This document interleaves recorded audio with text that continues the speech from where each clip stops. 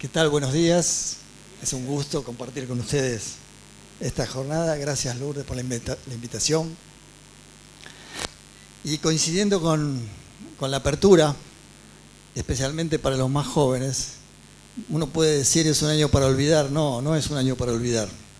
Como agrónomos lo que tenemos que hacer es analizar qué es lo que estuvimos haciendo y qué es lo que pasó. Y siempre tratar de buscar las respuestas. La verdad que con mucho,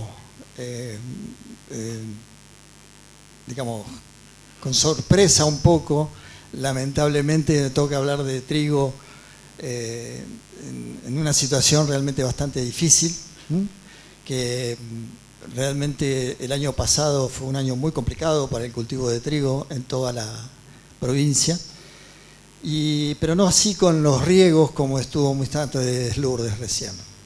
Bueno, mi objetivo es compartir con ustedes algunos puntos importantes que creo que vale la pena refrescar con respecto al cultivo de trigo, no solamente para riego, sino también para secano. Pero la idea es, por ahí, a través de preguntas, poder seguir ampliando el tema. Bueno. El primer planteo es ¿por qué hacemos trigo? ¿Por qué hacemos trigo? ¿Por qué incluimos al cultivo de trigo en las rotaciones en nuestro sistema de producción, tanto en condiciones de secano como en condiciones de riego? En condiciones de secano, participando por supuesto con el rol de una gramínea de invierno. En el caso del trigo, una gramínea de invierno que tiene un valor de cosecha realmente interesante en muchas de las situaciones y que en los últimos años realmente nos ha sorprendido con los valores y ha empujado mucho al cultivo. Tiene que ver en el secano con el aporte de una gramínea de invierno como es el sistema radicular tan particular que tienen las gramíneas y en el caso del trigo. ¿Y por qué lo planteo de esta manera? Porque realmente es único el sistema radicular que tiene el cultivo de trigo y que por el momento del año que ocupa, realmente tiene muchos beneficios, además del aporte de materia orgánica. Y en el caso de trigo con riego, bueno, los rendimientos y la respuesta que ya estaba mostrándoles Lourdes, que estamos teniendo en las últimas campañas, una respuesta realmente a la disponibilidad de nutrientes y a la disponibilidad hídrica realmente que sigue mostrándonos techos distintos todos los años. Volviendo al tema de secano y a describiendo una problemática para todo lo que es la región central norte de Córdoba, ya hace varios años, son varios los que han trabajado sobre este tema, pero bueno, yo rescaté este trabajo, que siempre me gusta mostrarlo, porque habla de los antecedentes de las características del suelo que tenemos en toda la región central norte. Puede haber algunas diferencias, pero en general este es el suelo más representativo. Y que en la descripción surge claramente el tipo de textura que tiene el suelo, estamos hablando de suelos francolimosos, y que tiene una característica, ya con los años agrícolas, tiene una característica especialmente de una estratificación muy importante de lo que es el carbono orgánico, que está en los primeros centímetros del suelo como consecuencia del sistema de siembra directa adoptado ya hace bastante tiempo. Ustedes acá arrancaron con la siembra directa, no es como otras zonas, pero que cae fuertemente por debajo de los primeros centímetros de suelo. Eso lo pueden ver claramente ahí en el grafiquito de la izquierda. El otro tema es la propensión a lo que es la compactación que tiene esta textura de suelo. Y que también se ve que en profundidad esta problemática empieza a aparecer y a generalizarse. Estamos hablando de compactaciones por debajo de los primeros 5 centímetros de suelo.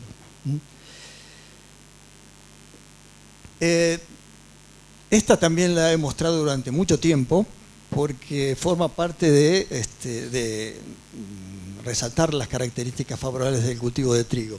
Esto está hecho en el sur de Santa Fe, zona cercana a Venado Tuerto, donde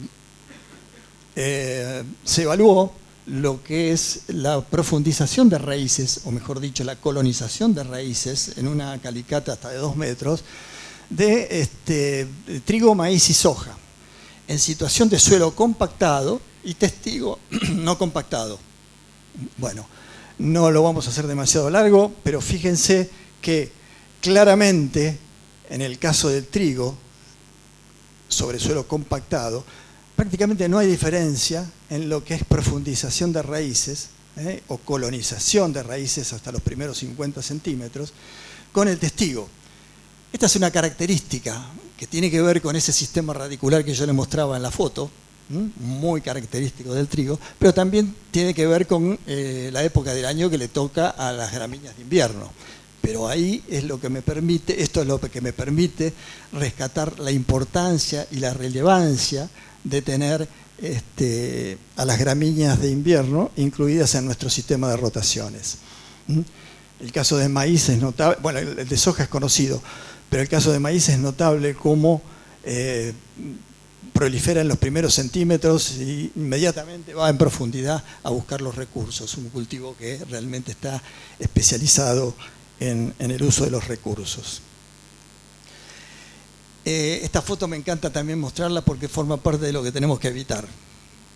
El pisoteo no solamente de la cosechadora, yo siempre digo que antes de pensar en algún otro tipo de laboreo, lo primero que tenemos que hacer sería que nuestras cosechadoras pisen menos, con sistemas distintos a los neumáticos, y evitar de que ande paseando el carrito, ande paseando por el lote permanentemente yendo a buscar algunas cosas, agua o algunos insumos que no hacen falta en la cosecha. Esto veníamos conversando con el colega que va a seguir con el tema de cultivos cobertura. Me gusta mostrarlo porque hasta hace muchos años, hasta hace no muchos años, me costaba encontrar ensayos de cultivos cobertura que incluyeran el trigo, con el beneficio que tiene el trigo. Y uno de los pocos ensayos es que está hecho también para el sur de Santa Fe, donde realmente muestra, fíjense que es el carbono orgánico del suelo, la variación después de, creo que eran como 2006 a 2006, son 5 años de ensayo, y el aporte que se hizo de materia seca por cada uno de los cultivos. Acá está un control, está la vicia con la avena y está el trigo por sí solo, hablando de el importante aporte de carbono que hace al sistema. Acuérdense de cuando yo hablo de raíces y hablo de carbono, las raíces son el principal aporte de materia orgánica que están haciendo los cultivos. Todo lo que es por encima del suelo, esa cobertura que es tan importante para otras características, el aporte de materia orgánica es mucho menor. Estamos hablando de, en algunos ensayos, del 25 al 30% que pasa a materia orgánica en el suelo. En cambio, en las raíces es al revés. Es el 80-85% que directamente pasa como materia orgánica al suelo. Y en el caso de trigo, no hay muchos datos, pero para que lo tengan en mente, el aporte en los primeros centímetros de suelo, como kilogramos de materia orgánica, es similar a la cosecha de grano que estamos haciendo. Es decir, que un trigo que está rindiendo unos 3.000 kilos, nos está aportando 3.000 kilos de materia orgánica en los primeros centímetros de suelo. Bueno, con respecto a producción de trigo, para la región también rescaté este trabajito, o más que trabajo, es una publicación de resultados del CREA Río Seco, ya tiene algunos años. Pero, ¿qué es lo que me permite mostrar? Que con diferentes capacidades de agua útil en el suelo, a 2 metros, las raíces de trigo comúnmente en secano pasan el 1,5 metros de profundidad y pueden llegar hasta 2 metros si hay un gradiente de humedad importante. Fíjense que los resultados que podríamos llegar a tener, estos son datos puntuales de resultado, agua útil y después medir rendimiento solamente, no es un ensayo, son una compilación de datos. Es decir, que la dispersión de los datos puede llegar a tener que ver con problemas de sitio y con temas de manejo del cultivo de trigo. Pero fíjense que por encima de los 2.000 kilos, por hectárea, que es el mínimo que uno estaría pidiéndole al cultivo de trigo para que nos esté aportando un mínimo de rentabilidad, por supuesto dependiendo de los precios, de las situaciones, pero también un mínimo de aporte a la cobertura de suelo. Fíjense que tenemos distintas situaciones que nos podrían estar brindando por encima de los 20 quintales. Situaciones de 100 milímetros, situaciones de 150 y por supuesto cuando vamos creciendo en agua útil las expectativas deberían ser mejores. Pero bueno, vamos a seguir con esto. Lo primero que tenemos que hacer es conocer sobre lo que estamos trabajando. Eso es el suelo como reservorio de agua. Vuelvo a insistir en el aplustol étnico franco-limoso, que es el más frecuente en la región. Las características del suelo nos dicen que podemos llegar a acumular 160 milímetros de agua útil en el metro, que es algo importante para tenerlo en cuenta y manejarlo, especialmente para el tema de riego. Y en profundidad, pasando el 1,5 metros, o llegando hasta el 1,5 metros, podemos alcanzar hasta 219 milímetros. Es decir, que hay una capacidad de retención de agua realmente importante. El tema es que llueva, por supuesto. Hay algunos antecedentes también con respecto al tema de la correlación del agua útil, hechos desde Manfredi. Y la conclusión, por supuesto, que la determinación del agua útil es la decisión de hacer trigo, pero lo más importante de todo, ¿con qué expectativa de rendimiento podemos llegar a hacer ese cultivo? Bueno, correlaciones ya corriéndonos un poquito más para el lado de Santa Fe, hay varias con respecto al tema de agua en el metro, pero todas coinciden en una mejora importante de la expresión de rendimiento. Con respecto al tema nutrientes, el cultivo de trigo, como toda gramínea, es muy alcahuete a las deficiencias de nutrientes. El más generalizado, por supuesto, para ustedes es el nitrógeno.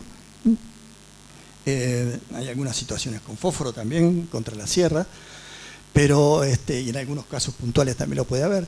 Pero hoy en día también tenemos que hablar de micronutrientes, especialmente en situaciones con materia orgánica que sigue bajando en algunos sistemas de producción.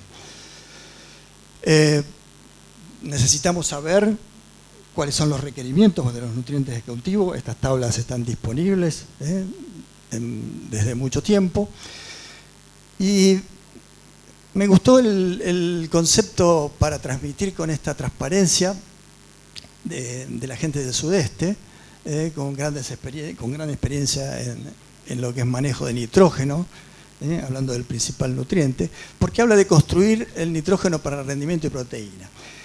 ¿Esto qué significa? En que, por supuesto, el análisis de suelo es el punto de partida que todos necesitamos para una adecuada planificación, pero está hablando de lo que es la mineralización durante el ciclo del cultivo. Y que en esta zona, estamos favorecidos, están apareciendo algunos resultados que son muy interesantes. Todavía falta ajustar las correlaciones de lo que son una fermentación anaeróbica que nos permite hacer una estimación más confiable de lo que es la mineralización, pero insisto, falta ese tema, pero es un dato a tener en cuenta en la región. La demanda, por supuesto, va a depender todo lo que venimos manejando hasta ahora, que son las 28-30 unidades de nitrógeno por cada tonelada de trigo que querramos producir. Ya cuando hablamos de mineralización y de eficiencia bastante alta, o mucho más alta que la fertilización, estamos hablando de necesidades del cultivo de trigo de alrededor de 50 kilogramos de grano por tonelada. Un detalle no menor es tener en cuenta el cultivo antecesor. No es lo mismo la disponibilidad de nitrógeno por la inmovilización en el caso de soja que en el caso de maíz, y que necesitamos corregirlo. Hay una interacción entre el nitrógeno y el agua. Este es un trabajo bastante viejo que lo vengo mostrando porque en honor a los trabajos que hizo Quiroga en zona árida prácticamente, y donde él ya desde hace mucho tiempo, no les voy a decir el año porque no lo tengo, pero es un trabajo que tiene bastantes años. Yo le diría que el germoplasma de trigo con que fue evaluado no es el germoplasma que estamos manejando hoy en día, pero él ya visualizaba que la disponibilidad inicial de nitrógeno me estaba modificando la eficiencia del uso del agua del cultivo de trigo, que podía pasar de valores de 6, 7, 8, 10 a 12 y hasta 14. Vuelvo a insistir, esto es con variedades viejas. Si hay alguien que sepa de sequía, los australianos nos llevan bastantes años. Esto que estamos lamentando, esta campaña para los australianos lamentablemente es bastante más frecuente. Lamentablemente para ellos, digo. Pero fíjense este grafiquito donde está significando lo que es el contenido de agua en el suelo, en profundidad, con un ensayo con un trigo de baja disponibilidad de nitrógeno, y hacia la derecha, la línea llena, con alta o con una mejor disponibilidad de nitrógeno. ¿Qué es lo que nos está diciendo esto? Es que cuando la disponibilidad de nitrógeno es adecuada, hay mejor consumo de agua, hay mayor consumo de agua, es más eficiente el uso del agua que está almacenada en el suelo. Algo para tener en cuenta.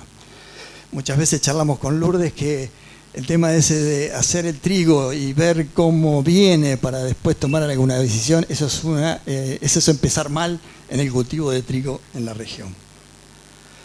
De hecho, el tema de la fertilización en zonas que ya tienen una tradición de cultivo de trigo-soja y más importante y generalizada que en esta región, la estrategia de incorporar el fertilizante nitrogenado antes de la siembra, para los que no tienen sembradoras adaptadas para ese tema, es un tema ya a considerar, porque todos tenemos que asumir en toda la región triguera argentina, salvo el sudeste, una parte del sudeste, que la probabilidad de lluvia durante el ciclo del cultivo es muy baja y por lo tanto la posibilidad de incorporar el fertilizante en el momento que el cultivo de trigo lo necesita prácticamente es nula.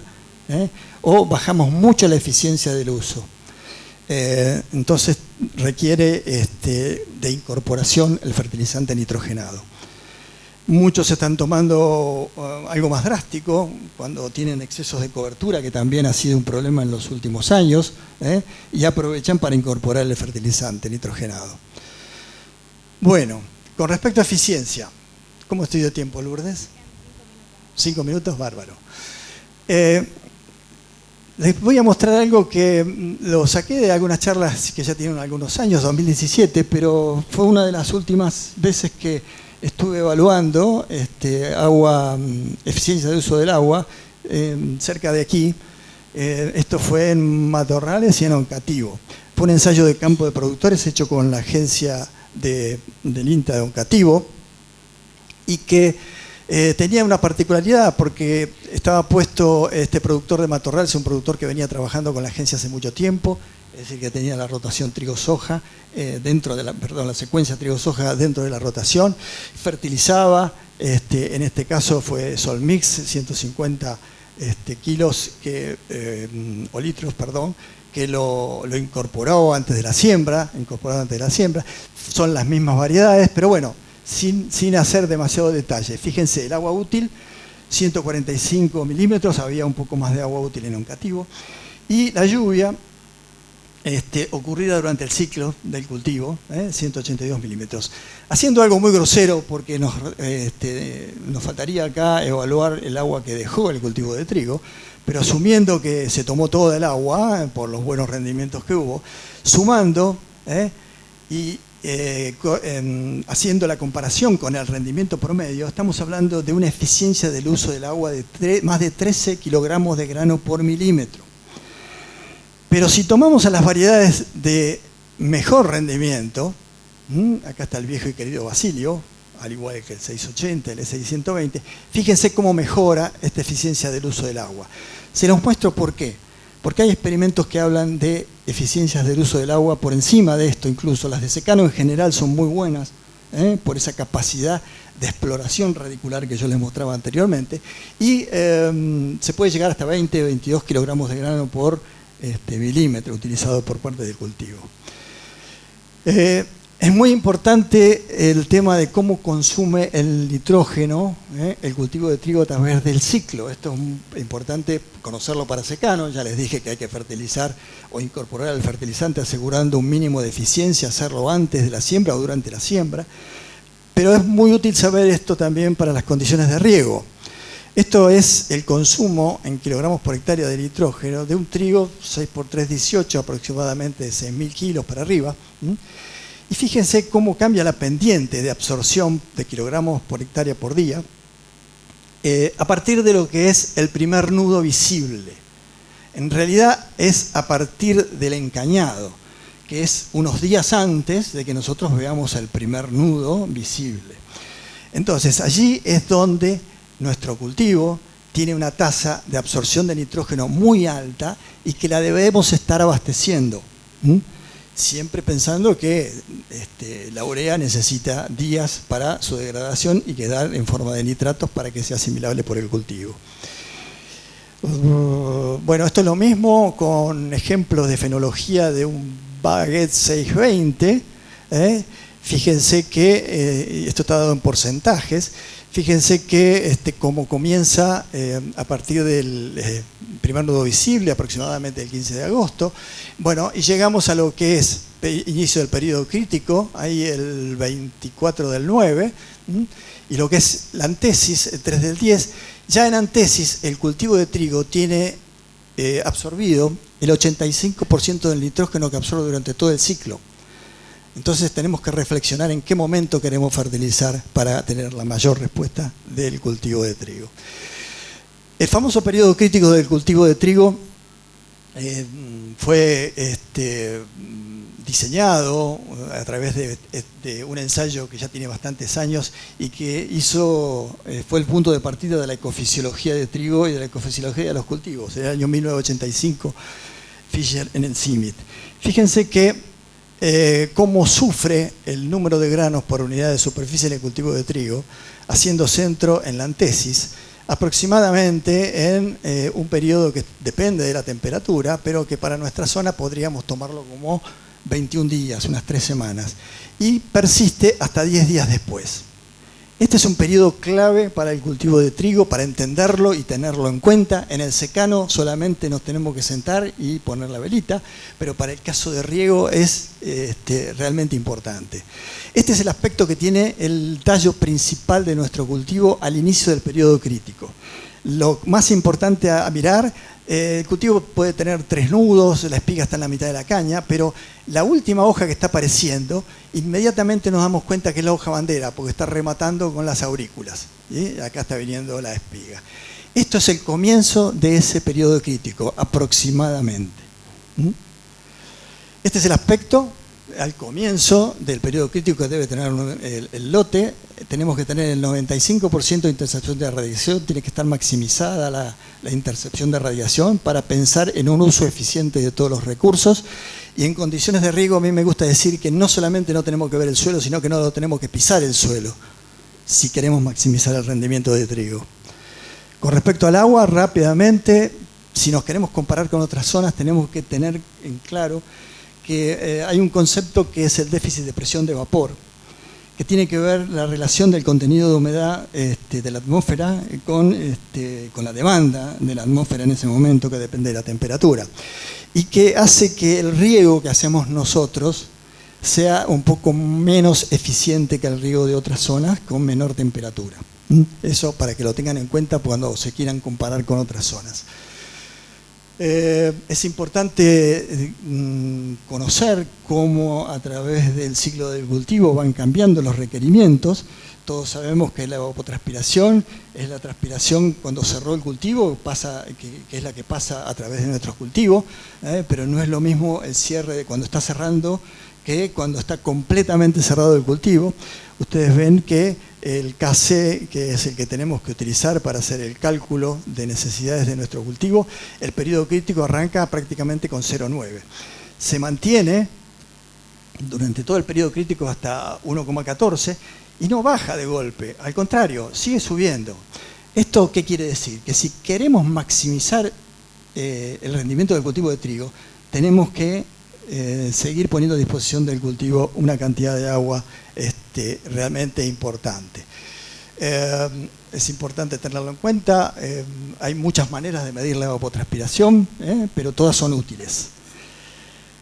Estos son, para ir terminando, son unos tips con respecto a lo que sería, si alguno quiere maximizar el cultivo de trigo en riego suplementario en la zona, de acuerdo a la experiencia. Nos está diciendo que arrancar que en el primer metro de profundidad con un 75-80% de agua útil es algo realmente que debería ser así, para arrancar tranquilos. Después, durante la etapa vegetativa, que es hasta el momento que aparece el primer nudo, que yo les estaba mencionando, podemos permitir un consumo hasta un 50% de agua útil. Después tenemos que recargar el perfil antes del periodo crítico y recordar que el periodo crítico, yo puse acá que el norte de Córdoba sería a principios de septiembre. Todo va a depender de la variedad, elección de variedad y fecha de siembra. La fenología o el aspecto yo se lo estuve mostrando anteriormente. Y que la duración de este periodo crítico va a depender de las temperaturas.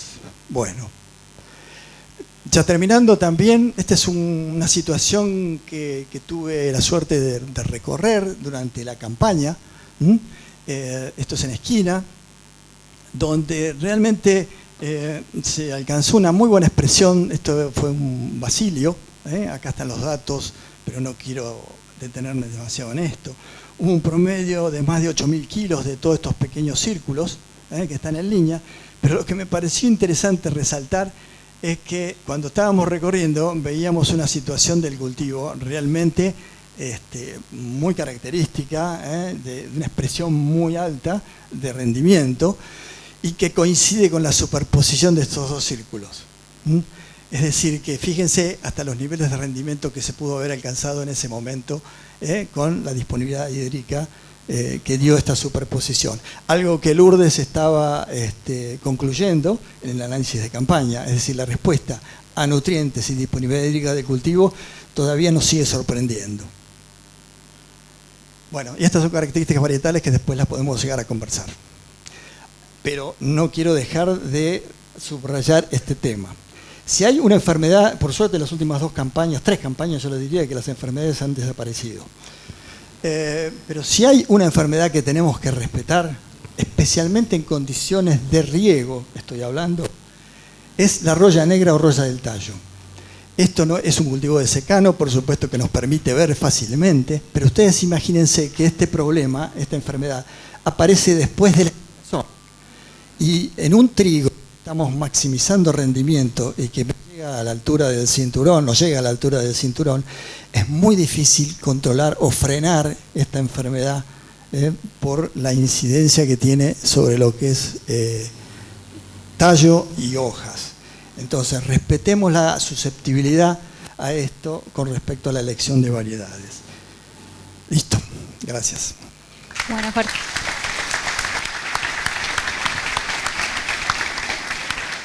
Bueno, muchísimas gracias, Jorge.